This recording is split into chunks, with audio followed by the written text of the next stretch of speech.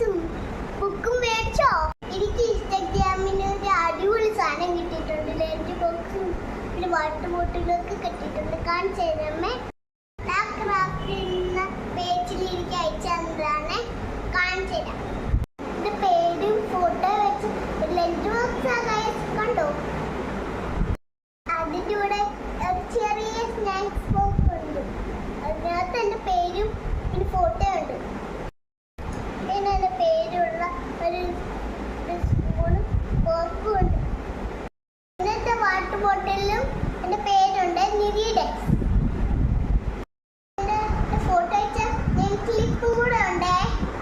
എൻ്റെ ലഞ്ച് ബോക്സും വാട്ടർ ബോട്ടിലും മാർക്കും കൂടെ